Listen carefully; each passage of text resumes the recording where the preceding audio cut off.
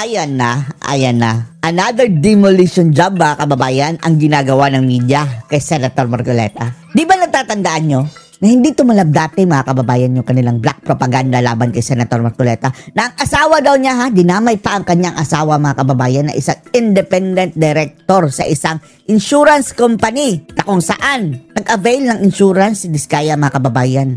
Sa libo-libong nag-avail ng insurance sa company iyon mga kababayan. Malay ba ng asawa ni Marcoleta mga kababayan na isa pala doon ang Diskaya. At bilang independent director, wala rin siyang pake kung sino-sino ang nag-invest doon. O nalusaw mga kababayan ang kanilang propaganda. Ngayon mga kababayan, ang kanilang hinahanapan ng asunto ay si Senator Marcoleta na mismo. Dahil anila, bakit mas malaki pa daw ang ginastos niya sa halalan mga kababayan kumpara sa salen niya? Aroy. Diyos ko Lord. Taga saan ba itong mga unggoy na to, di ba? Itong mga bilyonaryo mga kababayan, talagang hate na hate nila si Marcoleta. Hoy, bilyonaryo! Oh, bilyonaryo. Ngayon lang kayo niyan, bakit sinisingle out nila si Marcoleta mga kababayan? As if naman hindi natin alam lahat mga kababayan na yan naman talaga ang kalakaran dyan mga kababayan sa pagtakbo sa politika.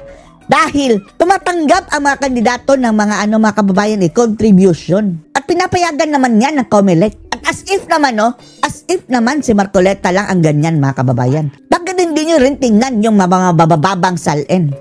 Sina Chis Escudero, sina Kiko Matsing Pangilinan, magkano ginastos niyan? At buti nga ito si Senator Marcoleta nanalo. Paano si Leni Robredo mga kababayan? Ang salen din niya dati. Parang 11 million lang. 7 o mga 5 billion, basta ganyan lang mga kababayan.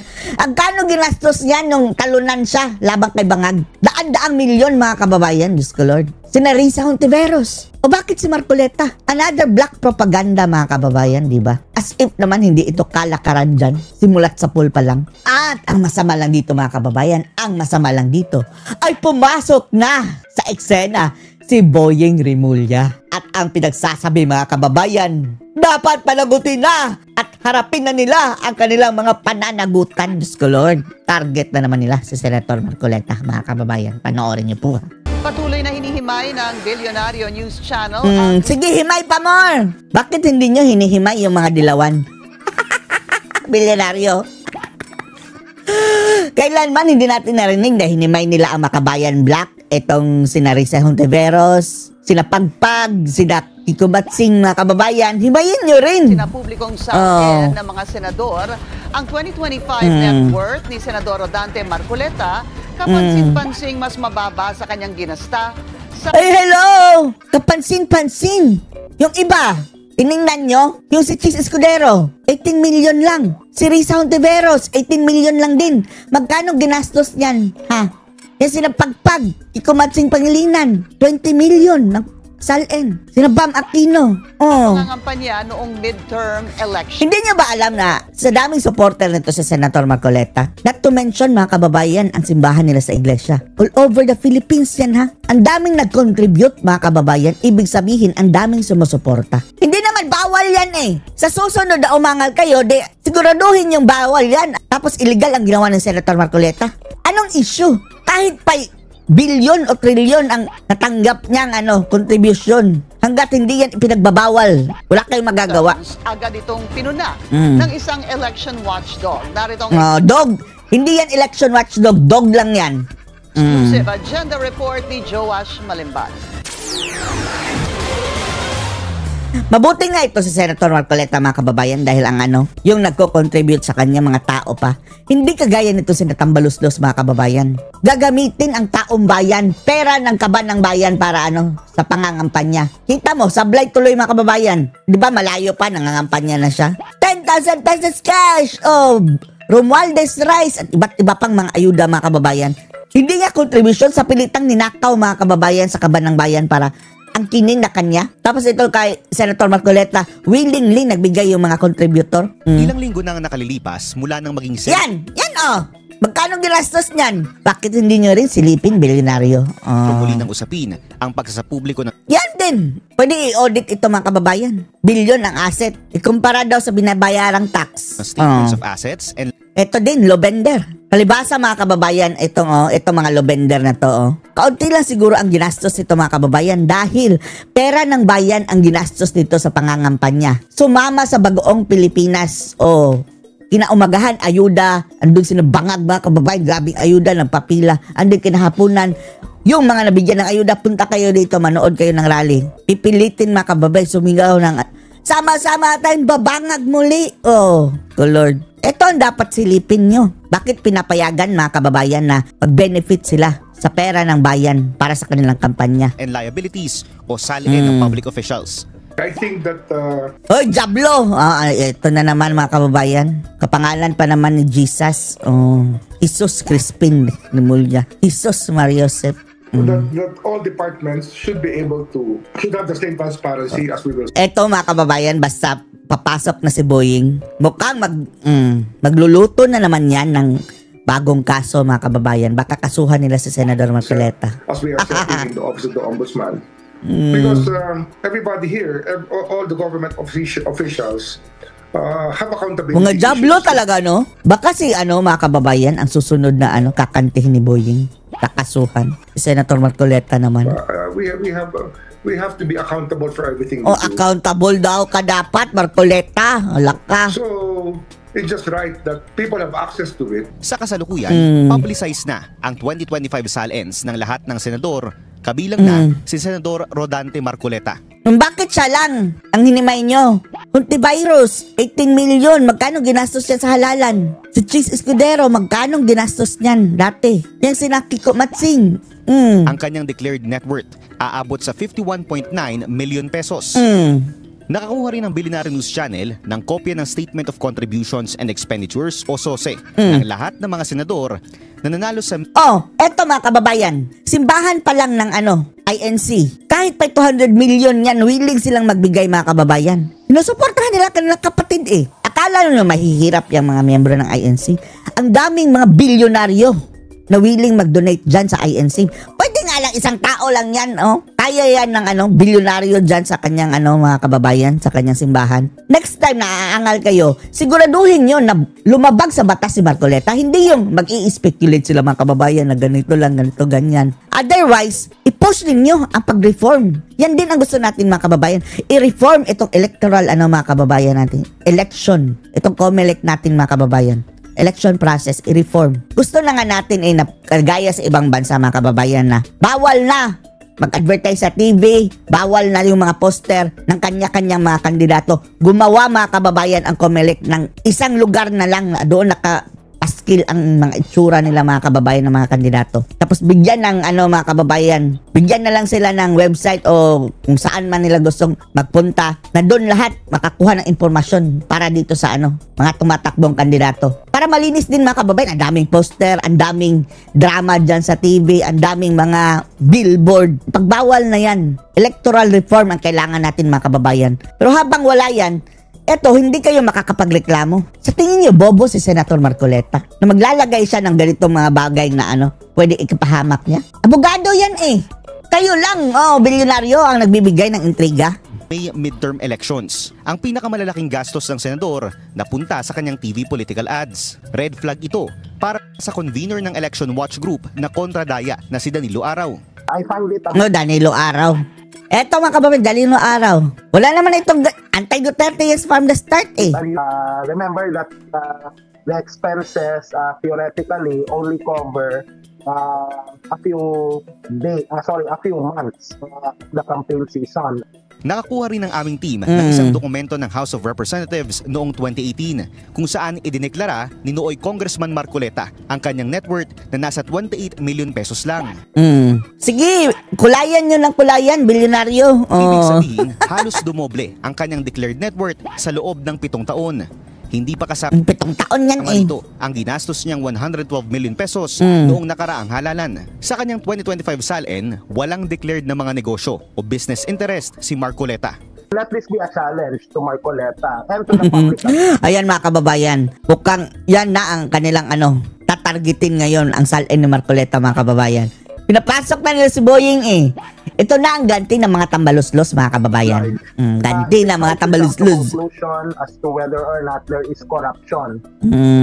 Pero nag-i-imply na kayo. Hindi daw sila nagko-conclude, mga kababayan, pero nag-i-imply. The sudden increase in the net worth. Although it raises a lot of eyebrows, we should be demanding instead more information from the senator himself. He should come clean and to explain the circumstances behind the figures. Sinubukan namin kunan ng panig si Senator Mark. Bakit hindi nyo usisain din itong makakampi nitong mga araw-araw na ito, mga kababayan? Mga dilaw. Sagot sa aming mga mensahe para sa agenda. Joash Malimban. Hindi sinagot, tapos ipapalabas naman, mga kababayan, na umiiwas! Billionaire News Channel. Ay, nako. Pinainit ng investigasyon sa flood control scandal ang panawagan ng publiko para... Grabe, no? Grabe talagang parang sindikato na itong mga yawa na itong mga kababayan, no? Kung sino talaga babangga sa kanilang gigibain, mga kababayan. Sa pamamagitan ng paglalabas ng mga ganitong mga klaseng balita. At good governance. Nailabas na ang salin ng lahat ng senador. Pero sapat nga ba ito? Narito ang agenda report ni Mikey Oreta. Lukuhan ng salin. Lukuhan ng salin, mga kababayan eh. Lalong-lalo na ibang senador dyan, mga kababayan. Sa kanila lang ang salin. Tapos, hindi sinali ng salin sa kanilang asawa. Malay natin, mga kababayan, kung pinadeposito sa account sa kanilang asawa. Binigyan nila ng gift ang kanilang mga asawa na milyon-milyon ang halaga. Tapos, pagdating sa salin, mga kababayan, hindi nakasali. Ano yan, lukuhan? At sinabi na rin Senator Miriam Defensor Santiago, mga kababayan, na ang modus daw, mga kababayan, ng mga animal na to is i-withdraw bago mag-filing ng salin ang pera, mga kababayan. I-withdraw nila para kung ano lang ang current balance, yun lang ang dideklara. Inilabas ng 24 senators ang kanilang salin. Pero imbis na linaw, mas marami itong iniwang tanong kay... Ito na lang, para talagang mga kababayan. Dahil nalulusoton tayo dyan sa salin, mga kababayan eh. Alisin na lang yung mga insertion, mga kababayan, at yung mga parang pork barrel. Proyekto na nafa-funnel sa mga senator at mga kongresista. Yan ang kanilang source of corruption, mga kababayan eh. Dyan sila nangingikbak. Alisin na lang yan. Bahala hindi silang pakita ng salin. Alisan sila ng chance, mga kababayan, ng yung medium nila para magnakaw. Sasagot. Daan-daang milyong piso pa rin ang nakalagay sa catch-all line na other real and personal properties. Walang detalye, walang breakdown, walang paliwanag. At dahil wala pa ring iisang sistema para ma-cross-check ang mga deklarasyon, marami sa mga salin na pinapasa, tinatanggap na lang ng hindi na-check. At bakit dilawan ang kukunan nyo ng opinion dyan, mga kababayan? Diyos ko Lord. Ito na nga ang problema dito sa media, mga kababayan. Kung hindi mga makakaliwa, mga dilawan ang kanilang mga resource person. Ano ba yan itong mukhang, ay Diyos ko, parang daga, mga kababayan. Buntot na lang, kulang, mga kababayan. Sabi nila para daw yung daga. Alipores yan ni Panot, grabe din issue dyan, mga kababayan. They redacted or they blackened out some important data, which make the publication not that useful. Ayan. Talagang ang kanilang siniselect na mga senador, mga kababayan, etong hindi pumapanig sa administrasyon. Maniniwala sana kami, mga gonggong, kung isasalin nyo dyan sina Pagpag, sina Kiko Matsing, sina Risa Hontiveros, di ba, mga kababayan? Di ba kaduda-duda rin? Partikular na si Kiko, mga kababayan, bakit hindi sinali ang salin ni Sharon? Ang sabi, bilyonaryo daw yan si Sharon. Tapos siya, dukha. So, in my mind, walang nagtatanong sa'yo. It pa when you're just going to do it that way. Si dating BIR Commissioner Kim Jacinto Henares na nagbunyag ng Kim maling Jong-un deklarasyon noong na impeachment trial.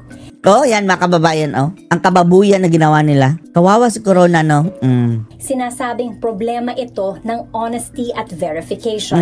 Sa ngayon, pwedeng pagbabasihan, mga kababayan, ang conviction ni Corona. May mali lang ng kaunti sa salin. Ubos lahat yan, mga kababayan. Mga politician ngayon. file ang mga opisyal ng malabong salin at pwede pa itong itama sa huli ng walang automatic na penalty o audit trail. To make Bakit si Corona diretso impeach agad, mga kababayan? the analysis of your, whether there's ill-gotten wealth and all the things, you have to compare this SALN with another SALN. No? Ideally, you should have all their SALN through the years. If you cannot have it all, you should have at least the first one and this one to compare. If there's dramatical changes, then that's where you go and investigate why. Maniniwala sana tayo no kung other personalities itong mga mga kababayan, mga pinaghihingan ng opinion ng mga media. Dilaw eh. Pinunto niya ang magkapatid na Villar bilang halimbawa. Si Senator Mark Villar nagdeklara ng 844 million pesos sa other properties pero walang itemization. Various Samantalang properties. Kapatid niyang si Senator Camille Villar malinaw na naglilista ng shareholding. Ayusin nyo kasi yung rules dyan, mga batas dyan sa paggawa ng SALN mga kababayan. Dahil hanggat nalulusotan yan, lulusot talaga yung mga taong iyan. Sa ilang Villar companies. Magkapatid pero magkaiba ang approach. Patunay na kahit ang pinakamayayamang mga Villar, di ba? Kalaban din nila mga kababayan, kampi ng mga Duterte. Kaya itong Villar mga kababayan na 50-50 na. Minsan, sala sa init, sala sa lamig.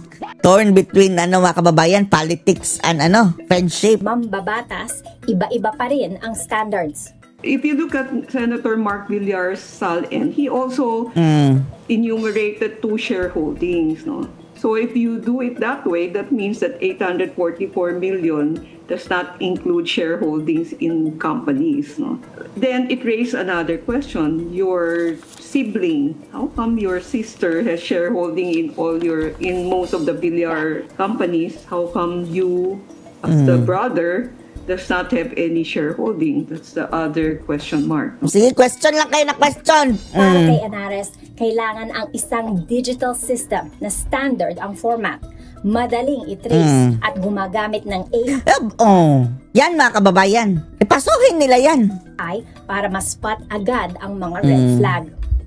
At isali din ang asawa, isali ang asawa, kung pwede mga kababayan, yung mga malalapit sa kanya, mga anak. Pwede kasi nilang gawing mga kababayan doon nila ilagay ang pera. Pero ang sabi, tumatanggap na sila ng cash mga kababayan para wala nang trail. You submit your SALN, you go to a website or an app wherein you fill it up. It will guide you how you fill it up. No? So it will say you should put your cash in bank and all those things. No? So that it now becomes uniform. And bakit hindi nyo yan ginawa nung panahon ni Panot Nares? You submit it, it's digitalized, and the custodian can use AI to analyze all the SALN, no? And determine and do a quality control, no? And you can, because of technology, you can do it fast. And from there, you segregate, and then you, following what the Supreme Court said, no? That if there's a discrepancy, you ask the person to, you call the attention of the person, why is there a discrepancy for bakit yung kay Corona, ikaw talaga, isa ito sa mga gumigipit kay Corona mga kababayan, hindi na binigyan ng chance, impeach agad. No? Pero kahit ang pinakamagandang system, hindi ito gagana kung walang political will.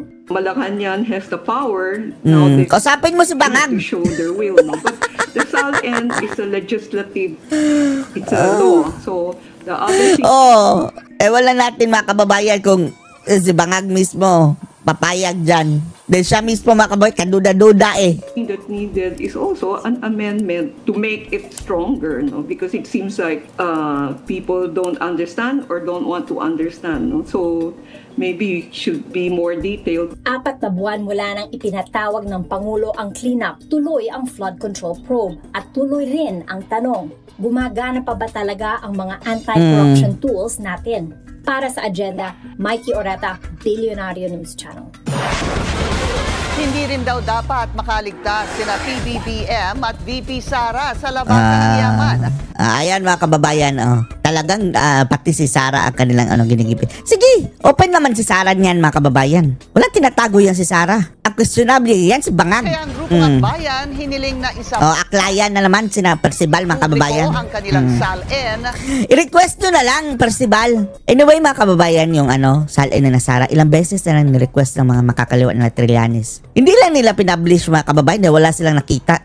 Tapos ngayon, mga kababayan, ang kanilang propaganda dyan sa media, sige, ilabas ang SALN. Matagal na nilang nakuha, mga kababayan, yung mga SALN na Duterte. Sa Ombudsman. Yan ang agenda report ni Ian Maghanoy.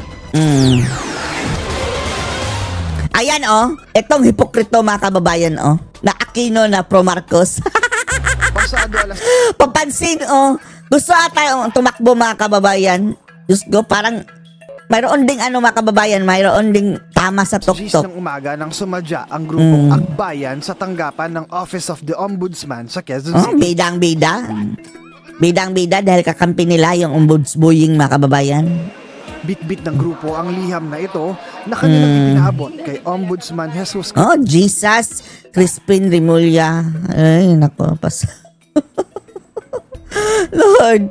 Patawad, Lord. Crispin Remulla, laman ang hiling na apurahin ang mga pinakamatataas na opisyal ng gobyerno tulad ni President Ferdinand Bongbong Marcos Jr. Marcos. At Vice President Sara Duterte na isa public. Uy, eto, isali din ang yung asset ni Admiral Lisa Marcos, Sandro Marcos, lahat ng kanilang anak, mga kababayan. Ang kanilang SALN. Ngayon, ang unang araw ng implementasyon ng utos ng Ombudsman na pinapayagan ang public access sa mga SALN ng public officials kahit pa walang authorization ng mga mismong opisyal. Mahalagang makita natin yung SALN ng ating most officials para magkaroon ng public scrutiny doon sa kanilang kayamanan. Eto, mga kababayan, iba may Akbayan party list. Yun lang yung mga kababayan, doon legal front, doon sa Kongreso. Itong Akbayan Party, labas ito, mga kababayan, ito yung mga rallyistang grupo. Chairman nila, at chairwoman. Pero, at least, mga kababayan, kumpara kay Percival, okay na lang. Okay na lang ito, mga kababayan, kaysa naman doon kay Percival na ipapaharap po sa media para talagang Halloween, mga kababayan. Parang underdeclared o kaya ay may nakikita ba tayong unexplained wealth, lalo na kung kikilatisin natin. Kayo sa Akbayan Party, mag-demand kayo kung saan nagastos ni Percival, Akbayan Party List, mga kababayan, yung kanyang daan-daang milyon na pondo taon-taon. 3 sila, di ba? May pondo sila, mga kababayan, each. Magkano nga ba yun? 180 million minimum per year? Saan ninyo na? Lord, may poste ba kayo? Ni isang poste na paggawa? Yung kanilang expected income. Pero para kay Father Robert Reyes, eto na naman, mga kababayan, the running pest. Priest pala, priest. Yung nagdala ng kabaong, ang sabi ni Atty. Topacio, the running pest. Priest. Kalbo din, Panot din, mga kababayan, kaya nagpakalbo na lang. Hindi anya sapat ang pagsasapubliko ng SALN dahil yung mga dynasty na sila rin na nasa pwesto. Alam niyo pala ito, mga kababayan, itong pari na to, mga kababayan, kung gusto ito makisawsaw sa politika, dapat umalis ito, mga kababayan. Hindi niya dadalhin ang kanyang pagkapari dahil nangangamoy NFA rice, mga kababayan. Sila rin ang nag-a-appoint ng Supreme Court justices. Ikaw! Ay nako, the righteous, mga kababayan, na feeling righteous na puno naman ng the fact na mga kababayan, ang leaning nito makakaliwa. Wala natin kung sa NPA ba? Anong pananaw nito, mga kababayan? Dahil kung pag nagkataon na positive ang kanyang views dyan sa mga mandirigbang niyan, mga kababayan, nang sasalot. Hipokrito ka. Hipokrito kang pari ka. Ang daming sinalot ng mga makakaliwang yan, mga NPA niyan, mga kababayan. Tapos, if ever lang kumakatig ka sa kanila, nakikisimpatya. Simpatya lang, mga kababayan, hindi natin sinasabing miyembro. Pareho kayong mga jablo. Ng ombudsman, nag-a-appoint na Sandigan Bayan. Oy, media, bilyonaryo, halatang-halata na kayo. Wala na kayong ibang in-interview. Lahat talaga, mga kababayan, binibigyan ng platform itong mga buwisit na to, mga kakaliwa, mga dilaw, rallyista, diba, si Hinares, dilaw, yung Akbayan, dilaw, makakaliwa. Ito, lalong itong demonyong ito. Ito lang ang pari, mga kababayan, na padremonyo. Justices, etc. Buti naman yung sina Tagle, mga kababayan, tumahimik na. sina Villegas. Pero pagbalik ni Sara mga kababayan, mag-iingay na naman ito. Mga padrimonyo, mga matrimonyo, mga kababayan. Yung sistema ng pamahalaan ay proteksyon nilang lahat. Wala pang tugon ng Office of the Ombudsman. So anong ilagay natin? Komunista na? Ukol dito.